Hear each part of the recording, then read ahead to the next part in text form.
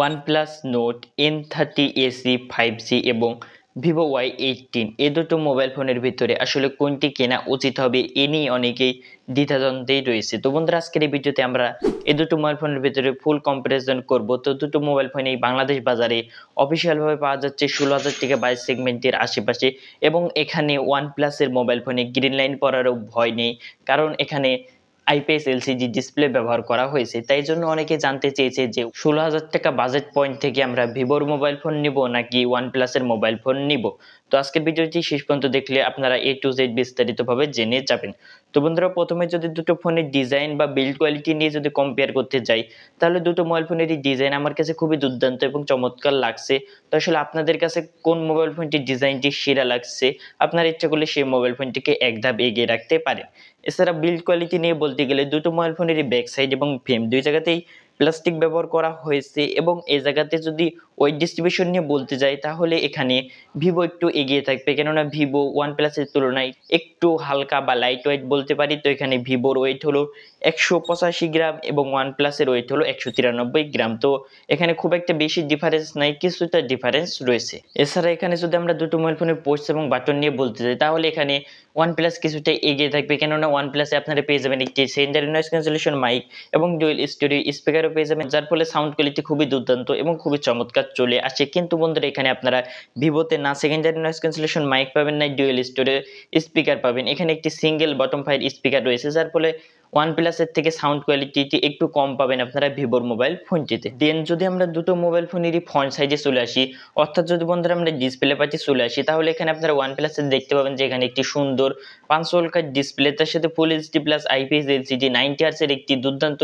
একটি ডিসপ্লে তারা এখানে ব্যবহার করেছে। কিন্তু যদি আপনারা অপরপক্ষে যদি ভিভোর ডিসপ্লেটির দিকে একবার লক্ষ্য করতে যান, তাহলে এখানে দেখতে পাচ্ছেন যে এখানে একটি ওয়াটার ড্রপ নচ ডিসপ্লে ব্যবহার করেছে তারা। এখনকার সময় এসে 2024 সালে এসে 16,000 টাকা বাজেট পয়েন্টে তারা একটি ওয়াটার ড্রপ নচ ডিসপ্লে আমাদেরকে ধরিয়ে দিচ্ছে। এটা আমরা একটি খারাপ দিক বলতে পারি। বর্তমান সময়ে যদি আমরা 12 থেকে 13,000 টাকা বাজেটের মধ্যেও একটি মোবাইল ফোন নিতে যাই, তাহলে আমরা দেখতে পাবো সেখানে 500 ডিসপ্লে ব্যবহার করা হয়েছে।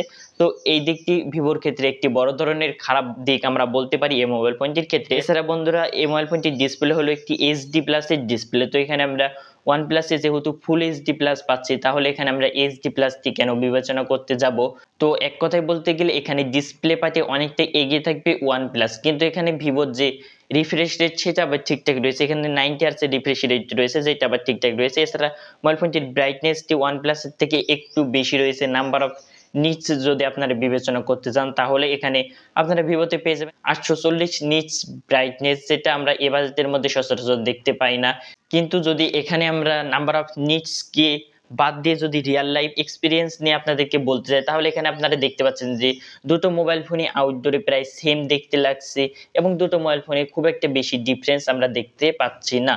তো ওভারঅল ডিসপ্লে পার্টি ক্লিয়ারলি এগিয়ে থাকবে ওয়ানপ্লাস এখানে। দেন বন্ধুরা, পরবর্তীতে যদি আমরা এই দুটো মোবাইল ফোনের পারফরমেন্স পার্ট নিয়ে বলতে যাই, তাহলে এখানে আপনারা ওয়ানপ্লাসে দেখতে পাবেন এখানে রয়েছে মিডিয়াটেক ডাইমেনসিটি 6020 একটি প্রসেসর, যেটা হলো 7nm বেস একটি প্রসেসর, এবং এটি হলো একটি 5G প্রসেসর। এবং আপনারা অপরপক্ষে এখানে ভিভোতে দেখতে পাবেন যে এখানে রয়েছে মিডিয়াটেক হিলিও G85 এর প্রসেসর, যেটা হলো 12 ন্যানোমিটার ফেব্রিকেশনে বিল্ড করা, এবং এটি হলো একটি 4G প্রসেসর। তো এখানে আমরা প্রসেসরটি এখানে আমরা ভিভোর থেকে ওয়ানপ্লাসে বেটার প্রসেসর পাচ্ছি। এছাড়া যদি দুটো মোবাইল ফোনের ওএস পার্ট নিয়ে বলতে চাই, তাহলে দুটো মোবাইল ফোনে আপনারা অ্যান্ড্রয়েডের লেটেস্ট ভার্সন পেয়ে যাবেন, অ্যান্ড্রয়েড 14, এবং দুটো মোবাইল ফোনে তাদের নিজস্ব ওএস আপনারা দেখতে পাবেন। এবং ভিভো এবং ওয়ানপ্লাস দুটো ব্র্যান্ডের মোবাইল ফোনেরই ওএস বা ইউআই সেকশনটি খুব ভালো। এখানে আপনারা ভিভোতে পেয়ে যাবেন ফ্যান্টাস 14, এবং আপনারা ওয়ানপ্লাসে পেয়ে যাবেন অক্সিজেন 14। তো দুটোরই ইউআই বেশ ক্লিন এবং বেশ ভালো। তো এখানে আমরা দুটো মোবাইল ফোনকেই এগিয়ে রাখতে পারি। কিন্তু বন্ধুরা, এখানে র্যামের দিক দিয়ে ভিভো একটু এগিয়ে থাকবে, কেননা আপনারা ভিভোতে পেয়ে যাচ্ছেন 16,000 টাকা 22 সেগমেন্টের মধ্যে 128GB ভেরিয়েন্ট, কিন্তু এখানে আপনারা ওয়ানপ্লাসে একটু কম পাবেন। এখানে রয়েছে 4GB র্যাম, তার সাথে 128GB স্টোরেজ রয়েছে। তো এখানে র্যামের দিক দিয়ে একটু বেশি রয়েছে। তো আপনাদের যদি একটু বেশি র্যাম প্রয়োজন হয়, তাহলে আপনারা ভিভোর মোবাইল ফোনটিকে এক ধাপ এগিয়ে রাখতে পারেন। এছাড়া যদি দুটো মোবাইল ফোনে রিয়েল লাইফ গেমিং পারফরমেন্স নিয়ে বলতে যায়, তাহলে এখানে বলার কিছু নেই। এ জায়গাতে আপনারা ক্লিয়ারলি বুঝতে পাচ্ছেন যে এখানে ভিভোর থেকে ওয়ানপ্লাসে একটি বেটার প্রসেসর ব্যবহার করা হয়েছে, এবং এটি একটি 5G এবং একটি ভালো প্রসেসর রয়েছে ভিভোর থেকে। তাই জন্য আপনারা ওয়ানপ্লাসে বেটার গেমিং এক্সপিরিয়েন্স এবং বেটার পারফরমেন্স পাবেন ভিভোর থেকে।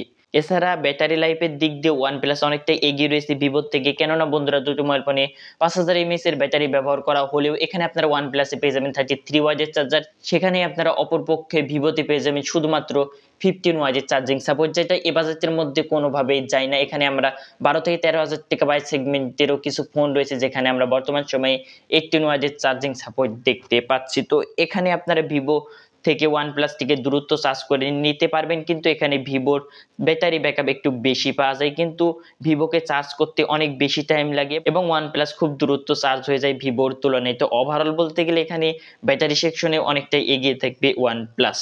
দেন সর্বশেষে যদি দুটো মোবাইল ফোনে ক্যামেরা কম্পারিজন করতে চাই তাহলে দুটো মোবাইল ফোনে ক্যামেরা স্পেসিফিকেশন প্রায় সেমই রয়েছে। দুটো মোবাইল ফোনে আপনারা পেয়ে যাবেন 50 মেগাপিক্সেলের মেইন ক্যামেরা, তার সাথে রয়েছে 2 মেগাপিক্সেলের ডিপ ক্যামেরা OnePlus এ, এবং আপনারা ভিভোতে পেয়ে যাবেন 0.8 মেগাপিক্সেলের অক্সিলারি লেন্স।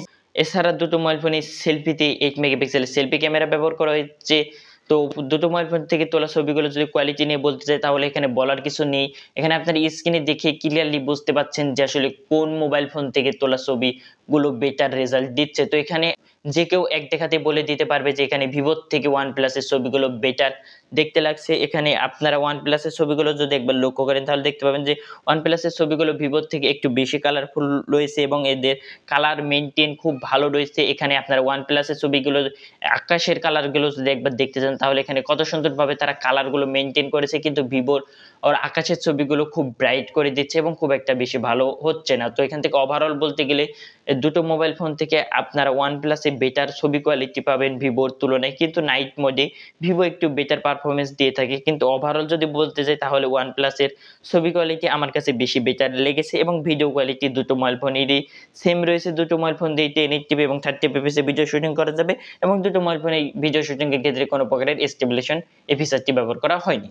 আর কানেক্টিভিটি নিয়ে বলতে গেলে এখানে আপনারা ভিভোতে 4G সাপোর্ট পেয়ে যাবেন, সেখানে আপনারা অপরপক্ষে OnePlus এ আপনারা 5G সাপোর্ট পেয়ে যাবেন, যেটা একটি প্লাস পয়েন্ট হতে পারে। এছাড়া আপনারা OnePlus এ NFC এবং ব্লুটুথ 5.3 পেয়ে যাবেন, কিন্তু এখানে আপনারা ভিভোতে NFC সাপোর্ট পাবেন না, আর এখানে রয়েছে ব্লুটুথ 5.0। তো এখানে ভিভোর তুলনায় NFC রয়েছে OnePlus এ এবং এখানে ভিভোর তুলনায় একটু লেটেস্ট ব্লুটুথ ভার্সন OnePlus এ আপনারা পেয়ে যাবেন। তো বন্ধুরা সর্বশেষে যদি ওভারঅল বলতে যাই, তো যারা এখন পর্যন্ত আমাদের ভিডিওটি কন্টিনিউ করেছে এবং কোনো প্রকার স্কিপ না করে এতদূর পর্যন্ত দেখেছে তারা অবশ্যই জেনে গেছে যে দুটো মোবাইল ফোনের মধ্যে থেকে ক্লিয়ার উইনার কি। তো এখানে আমরা দেখতে পাচ্ছি যে অনেক ক্ষেত্রে ভিভোর থেকে OnePlus এগিয়ে রয়েছে।